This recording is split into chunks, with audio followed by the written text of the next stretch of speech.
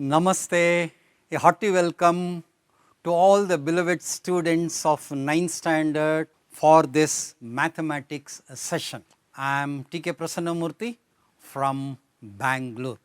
Let us discuss today chapter number 2 from 9th standard mathematics. It's called Introduction to Euclid's Geometry. It's one of the important lesson from geometry section, and this is session number 1 for this chapter. Actually, we are going to take you or introduce to you to the entire new world of Euclid's geometry. A good introduction to a chapter is the most important part in our studies, by which we can get lot of motivation which takes us a long way. So, let us try to have a very good introduction for this chapter. Okay. This chapter is a fundamental chapter in the plane geometry, friends. Fundamental means being the most basic, from which everything else can be developed or understood. Such an important chapter. So, please pay all your attention for this. Now, let us see the content analysis as well as the statistics of this chapter in the tabular column format. Okay, here are the columns. Look at the content analysis. Okay, introduction as usual. Euclid's definitions, axioms, postulates, followed by theorem number 2.1. Okay. Then these are the worked examples, problem numbers, and the next important point is the two equivalent versions of Euclid's fifth postulate. You know that fifth postulate is about the parallel line postulate only, and in particular we are going to discuss the Playfair's postulate. Okay. So, we have one important box item is there, only one important box item in this chapter. I think this is going to be the highlight of the entire textbook. So, altogether we have 3 worked examples, just 2 exercises and hardly 9 problems, children. So, and 11 pages are printed in our textbook, part number 1. Okay. Geometry. Geometry means it has 2 words, geo and metrine. As you know, geo means earth only and metrine means to measure. You know that this is a Greek word. During the ancient civilization, man was interested only in 2 things, that is cultivation and farming. You must be knowing already what is cultivation and farming from your social science classes. Can you tell me what do you mean by cultivation, children? Cultivation is nothing but the preparation and the use of the land in order to grow the crops, whereas farming is nothing but the practice of growing crops. The practice or the business of growing crops is called as farming. As years advanced, he became interested to know how much land he is cultivating, how much land he has purchased or sold, and how much submerged due to floods many a time. The need to measure the land has led to the birth and the development of the subject called geometry. Necessity is the mother of invention. You know this very well. Mathematics started to flourish with 2 objectives, the first one being counting, okay, and the second one is measuring. Counting led to an important branch of mathematics called arithmetic, whereas measuring has led to the geometry. Here is a world map, children. Can you see and identify Greece?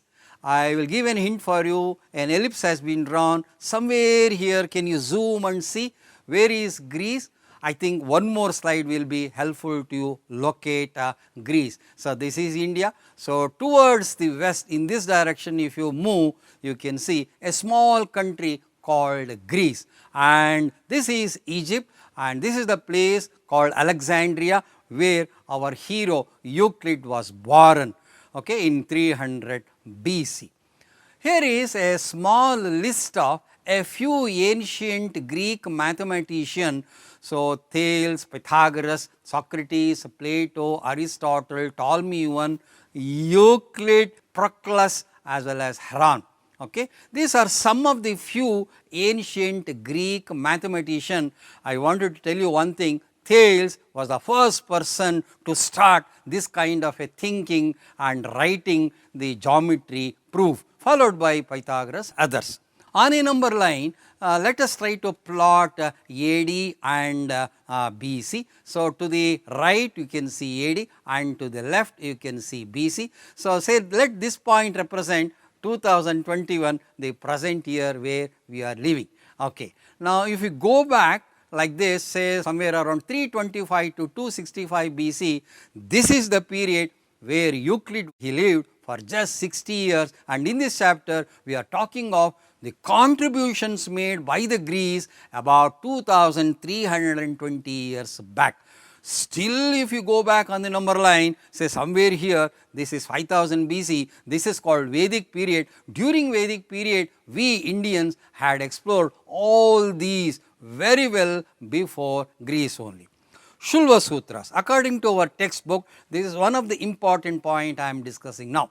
This is the first significant composition of Indian mathematics between 800 to 500 BC.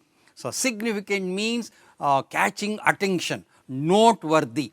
Composition, you know, it is the act of putting together all the similar things. It is the compilation of the oral wisdom during the Vedic period. Shulva Sutra.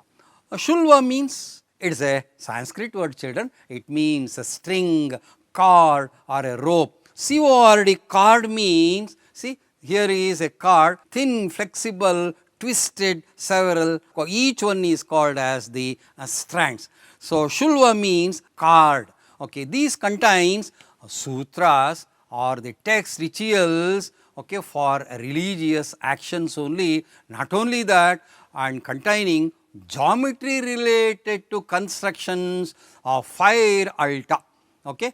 Altar means a raised structure or a place wherein the religious actions will be performed, and all around it people can sit and see what the religious actions are going on.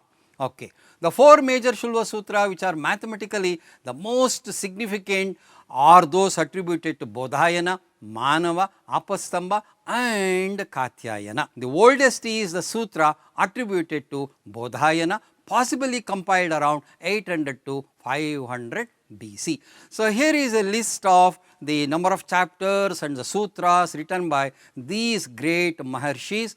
Okay. Bodhayana has written about 285 sutras, Apastamba 192, Katyayana 67 and Manava 228. Altogether 772 sutras are there in the Shulva Sutras. These 772 sutras contain a very rich information regarding number 1 triangle, square, triangle and even trapeziums also, followed by circles. So, these are the plane figures they have discussed in detail, and they have also discussed converting one polygon into another polygon of the same area by different methods, not just one method, different methods are given how to convert one polygon into another polygon of the same area. The dimensions of the bricks to be used and the depth of the homakundas, etc., all these things are found in the Shulva Sutras. I wanted to show you the text ones. So, this is the hard copy. So, this is the hard copy. So, in this book you can see all the sutras, 772 sutras are available in this book. Okay. This is the book showing all these in detail. So, this has got translation, commentary, everything is given in this book. Here is the list of few Indian mathematicians who lived 400 to 1200 AD. Aryabhata, Varahamitra, Brahmagupta, Bhaskaravan, Sridhara, Mahavira and Bhaskara too. These are letters of English alphabets, and you know there are 26 letters are there. Children, without learning these letters, Is it possible to read and write English by anyone? At the same time, these are the numbers. In fact, they are the natural numbers. So, without learning these numbers, is it possible for anyone to understand and work out problems in arithmetic, children? If you want to learn geometry very systematically, then what is the starting point from where we need to start? So, here is a small description as to how one can approach geometry. First, we have to start with definitions, then axioms, postulates, rules, theorems, converse, then finally corollaries. This is how one should approach the subject geometry. This is the hierarchy with which if you can approach the subject, I think definitely we can understand the subject geometry. Elements. This is the first mathematics textbook written by Euclid. What is the meaning of Euclid, children? In Greek, so it means glory.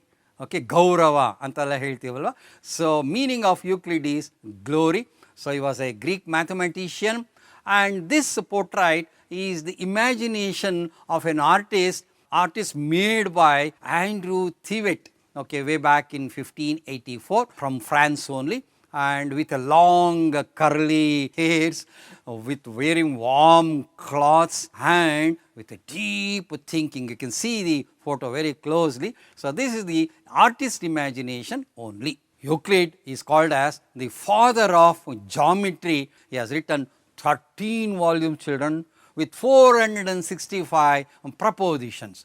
Okay, you may be thinking that he has written only about geometry. No. See the table, the 5 volumes is about plane geometry, the next 5 volumes is about number theory, and the 3 volumes are dedicated to solid geometry.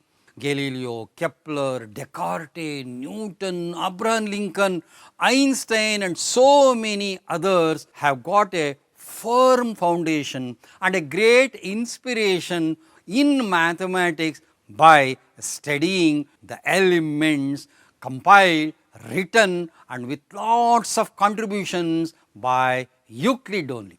Friends, this is the second highest book sold in the world and the first being Bible. Okay?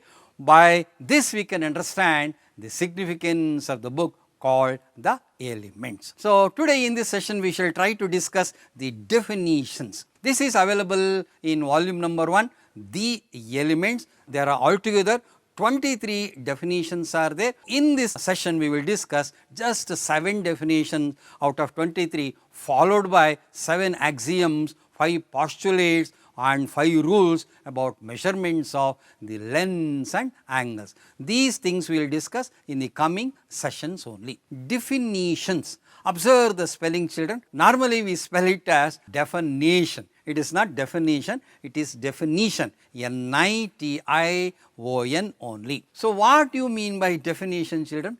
Can you give me definition of a definition? Is it possible by you? It is nothing but a statement showing the meaning of word, word group, sign, symbol in other terms which are supposed to be very well known to us, very precisely. So, precisely means exactly, correctly and completely. So, if we can give the meaning of a word or a sentence precisely, then that statement is called as definition. Now, have you seen this person, the picture of this person anywhere, anytime? Swami Dayananda Saraswati, he has written Aryodesha Ratnamala, wherein he has given the meanings of 100 words. He used to give lot of discourses. Before giving any discourse, very well in advance, he used to give the meaning of, with etymology of the words he is going to use during the discourse, so that the people will have the full clarity or the meaning with which he is talking about. So, today let us try to understand the 7 definitions of geometry. So, about the terms which we are very frequently used, so that you can understand clearly the subject geometry. So, out of 7 definitions, it is all about point, line and a surface. Okay. So, definition 1 is about point, 2, 3, 4 are about line and a straight line, and finally 3, 5, 6, 7 are about surface and a plane surface. So, this is how you can plan all the 7 definition. So, all these definition are about just point, okay, line and surface. So, these terms which we are using very frequently. So, let us try to understand the meanings of these words as per Euclid only. Shall we put a question to ourselves like this, children? Which is the smallest and the simplest geometrical figure? Can you answer this question? Which is the smallest and the simplest geometrical, children? Yes, definitely it is point is the smallest and the simplest geometrical figure. Can you define a point in that case? What do you mean by a point? Okay. So, let us see what Euclid has said about the point. So, he says point is that which has no part. So, this is definition number 1. No part means no dimensions.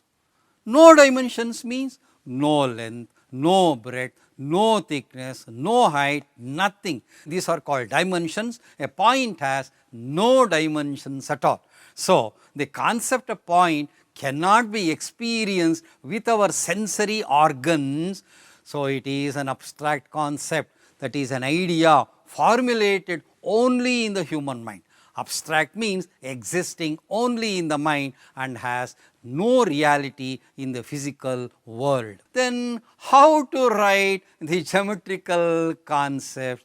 So, we take a very sharp pencil like this. So, this is called a micro tip pencil, children. See. So, we have to take a very sharp pencil like this and keep gently a dot on a paper and consider it as the representation of a point. So, we have to take a very sharp pencil like this, gently keep a dot like this and consider this as a point, as representation of a point, and even this has some dimensions. So, according to Euclid, the point has no dimension. So, we should never take B pencils like this in order to draw lines, triangles, quadrilateral, circle, etc. Consider it as a point, a representation of a point, and these are not at all, however sharp pencil you take and put a dot on a paper, it will not be a point, it is just a representation of a point only. A point is that which has no part. So, this is what we have understood. Okay. So, shall I keep it on the wall called Euclid's wall? Okay. Wow, nice, very nice. So, finally, point is the smallest and the simplest geometrical figure having no dimensions. So, this is definition for a point.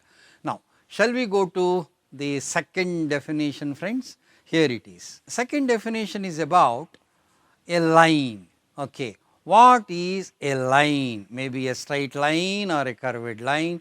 So, Euclid defines a line like this.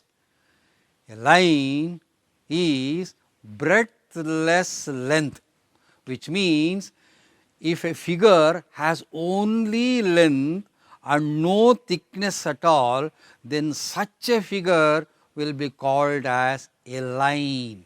So, remember, a line is nothing but a breadthless length. So, with whatever microtip pencil we take and a scale draw a line, it is just a representation of a line and not a line, because however thinner we draw, it will have some amount of thickness. So, while drawing line, so please be very careful, keep this point in your mind and then draw figure called a line. I wanted to show you one graph book written by one of my old students in the premier institute of our state called Vijaya High School. You can see here, see the lines have been drawn so sharp. This is the classroom book of a student who studied in our school way back in 1980s. Okay.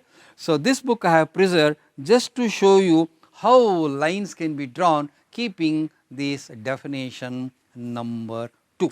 A line is breadth less length, a figure having only length and no thickness at all. Okay, beautiful. So, this is definition number 1, definition number 2. Coming to the definition number 3, it states that the ends of a line are points. So, in the beginning, in the end and in between also you can see the points only. So, this is the third definition. The ends of a line, the points only. Definition number 4, this is about a straight line. So, he says a straight line is nothing but a line only which lies evenly with the points on itself. What do you mean by this evenly? So, in a steady or in a regular way, the entire set of points of a straight line must be in exactly two opposite directions. In such a case, the line is called as a straight line. Even in prayer assembly, Republic Day parade also, you can see how the army men will be moving exactly along one line. So, if that is so, if the set of points are arranged in such a way that they are exactly in two opposite directions, then those set of points will form a figure, will form a line called as a straight line. A straight line is a line which lies evenly with a set of points on itself. Here is another definition by a famous mathematician called Legendre. He states that he is a French mathematician.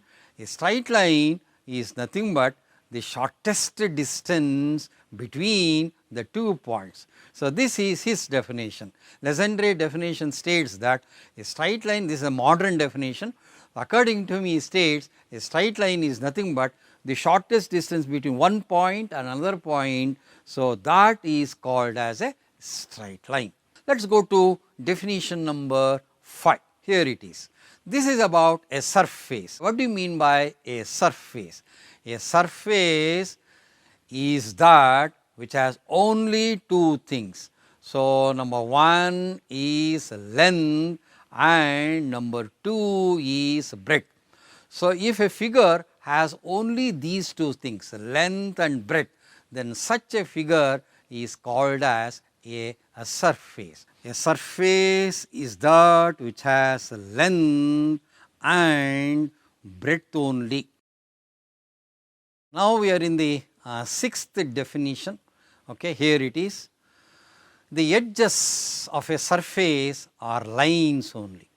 You take any surface, say a table only, look at the edges. The edges are lines.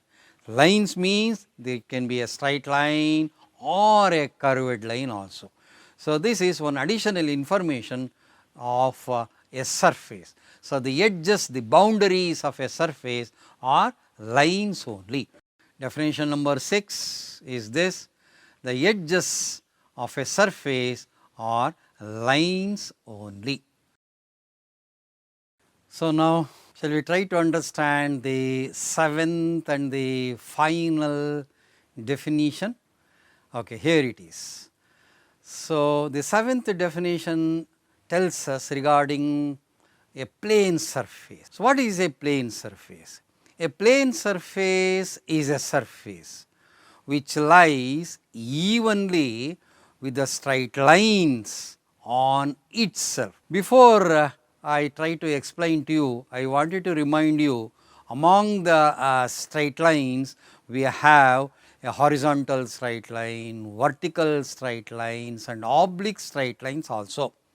So, if we can really draw, or we can imagine that we are able to draw horizontal lines, vertical lines or even oblique lines on a surface, then such a surface can be treated as a plane surface. So, let us try to understand some more about this plane surface in the next slide. The seventh definition is actually giving us the test to find out whether a given surface is a plane surface or not a plane surface. Do you agree with this? So, this is in fact a test to find out a surface is a plane surface or a curved surface. So, what is the test? The test is simple. Imagine, you just imagine that you are drawing many lines on the given surface. Many lines includes horizontal, vertical and oblique. So, if you can imagine that you are drawing many lines on a given surface, and if the entire set of points forming a straight lines are in a one particular direction, then we can say that the surface is a plane surface. So, you know lines means a collection of infinite number of points. If all those entire set of points are on that one surface only, maybe a horizontal, vertical or oblique, then such a surface can be called as a plane surface. See, on my hand, is it possible to draw a straight line? See, this will be going to be a curved line. So, even if I stretch it in any direction, so any amount, it is impossible to draw a straight line here. This surface is called as a curved surface. So, this is the test to find out a surface is a plane surface or a curved surface. I am going to now give you some examples from our daily life which can be considered as a plane surface, but in the strict sense not plane surfaces as per our definition. The number one is this. Have you seen ever observe the top layer of the table tennis court? It is appearing as if it is very smooth and flat everywhere. So, this can be considered the top layer of a tennis board or a dining table can be considered as a plane surface. The second example is the top layer of a plane mirror. You know, I am just touching the top surface of the mirror and this seems to be quite flat. Even this one can be considered as a plane surface, but in the very strict sense it is not a plane surface, because if I look this mirror at some particular angle like this, I can see so much of curvature is there. Therefore, it looks as if it is flat, but 100% it is not flat. This can be considered as a plane surface. Final example, children, the topmost layer of water in a pond in the undisturbed position. Here is a tumbler with full of water. Look at the topmost layer of the water in this glass tumbler, which is in the equilibrium position. See, it looks as if it is very flat everywhere, but physics says that due to surface tension, it will have the top layer will be not plane, it will be curved, lower curvature is there because surface tension. We can have only examples not in the real sense to understand the concept of a plane surface only. The concepts and the number of dimensions we have understood, let us try to list out like this. Point, no dimension, line has only one dimension, that is length, plane has two dimensions, that is length and breadth only. In this slide you are able to see all these 7 definitions. Okay, there is a list of all these 7 definitions. It is better you also write it like this and practice very well. Can you perform the following activity, children? As you know, there are 23 definitions are there in volume number 1, elements. We have discussed the first 7 of them only. It is really worth to collect the remaining definitions and understand and show it to your teacher, please. Okay. In this very first session on Introduction to Euclid Geometry, we have discussed 7 definitions. Okay, when you take down the homework, so this is a stand used for a camera for shooting purposes, and it has hardly 3 legs, children. Why it has not 4 legs? Can you give me the reason for this? So, in the next session, that is in the second session, we shall try to discuss 7 axioms. I request all of you to go through our textbook in detail and be prepared for it. So, thanks for watching. So, thank you very much. So, with all my best wishes to you, I am T.K. Prasannamurthy, retired headmaster, Vijaya High School, Jayanagar, Bangalore. Namaste. Bye bye children. Take care.